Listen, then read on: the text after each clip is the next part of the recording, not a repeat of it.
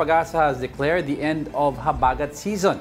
Let's discuss that with weather specialist John Manalo. John, end of habagat na. Yes po, at kahapon po natin nilabas yung ating official statement. Ibig pong sabihin nito ay nasa transition period na tayo ngayon. So mga susunod na linggo ay posible na magdi-declare naman tayo ng amihan season na. Okay, so I'd like to ask John, when you say end of habagat and transition into amihan, what does this mean in terms of yung frequency ng bagyo or how strong the rains will be? Well, yung medyo complex po siya.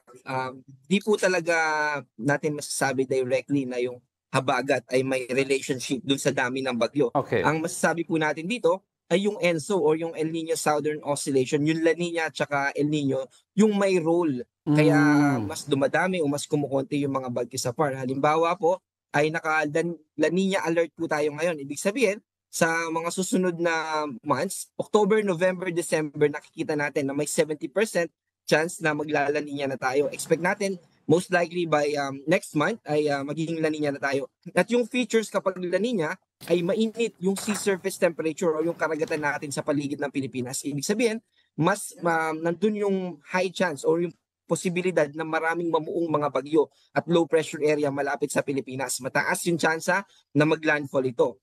Pero in terms of intensity naman, yung mga nag-form during La Nina ay relatively weaker as compared dun sa mga nag-form during El Nino na malalayo sa Pilipinas, maliit yung chance na maglandfall, pero mas malalakas naman yung mga nag-form kapag El Nino. Tsaka with regard sa at least northern to central areas ng Luzon, does that mean yung wala na yung mahahabang ulan parang yung naranasan natin noon, yung 1 week dahil sa habagat?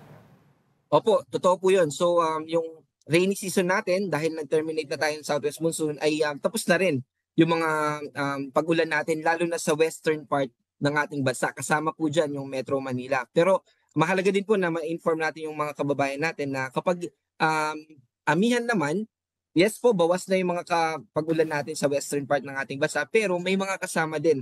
Bukod sa malamig na temperatura na dala nitong amihan, ay may mga kaulapan din po yan na dala. Ibig sabihin, makakaranas pa rin tayo ng mga light rains, lalo na sa eastern part ng Luzon at Visayas. Okay, John, yung tropical depression na binabantayan natin outside our Philippine area of responsibility, will it directly affect our country?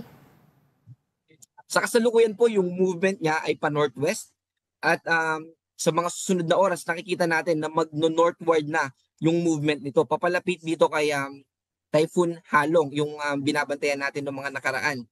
At nakikita din natin na mayroong very slim chance na pumasok ito ng PAR, pero dito lang siya sa northeastern tip ng PAR. At kapag pumasok siya, ay magiging tatawagin natin siya na Kedan, pero ang mahalaga po dito ay hindi ito makakaapekto sa anumang parte ng ating bansa. John, in terms of temperature, of course, sinabi mo, amihan na, transition na, no? Anong magiging highs natin ngayon in terms of temperature and anong magiging low sa first part ng amihan sa October? Opo, well, hindi pa naman tayo officially amihan ngayon, pero bababa po yung ating temperatura ng about, sabihin na natin 1 to 3 degrees Celsius. Malaki pa po yung range na to, pero mararamdaman natin. Kaya kapag amihan na, ay parang meron na tayong nafe-feel na parang Christmas-like feels na in terms of temperature. Nakangiti na si Jan dahil pwede na mag-sweater Pero kailan ba natin mararamdaman yung amihan? Usually po talaga kapag November siya nag-o-onset. May mga times na end of October kapag early onset yung amihan, pero kadalasan po ay November 1st or 2nd week. At yung peak po niyan ay December, January, February po talaga. Ay matatapos ng end of Feb. Yes po, minsan nag-extend po ng March, minsan may huling buga pa yung amihan kahit na mga early April, pero usually po March natatapos na po siya. Okay. Alright, also lastly John, on my end, ang question ko is this next few days up to the weekend, all clear ba ang skies natin? Pwede ba mag out of town ang mga taga Manila? Sa Metro Manila po, magiging maliwalas po, mababa na yung tsansa ng mga pagulan at kung uulan man, mga localized thunderstorms na lang. Pero may nakikita po tayo na convergence zone dito sa Palawan at ganun din sa, ayan, yung kung makikita po natin sa ating satellite image, may mga kaulapan po dito sa malaking bahagi ng Visayas at saka dito sa Mindanao. Ibig sabihin, ay magpapatuloy pa rin na makakaranas tayo ng maulap na kalangitan at mataas na tsansa ng mga pagulan hanggang bukas. Pero sa mga susunod na araw hanggang weekends ay nakikita natin na bababa na yung mga pagulan na yan at mababawasan din yung mga kaulapan. Pero ngayon kasi nakita mo ngayon makulimlim na sa likod namin eh. Going to the north or going to Batangas area, that's medyo okay naman?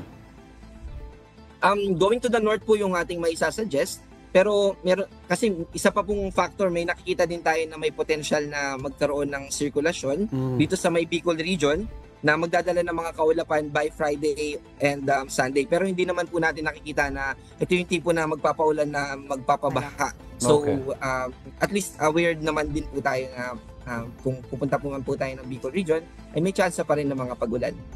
Alright. Sige. Thank Maraming you. salamat, Pag-asa Weather Specialist John Manalo.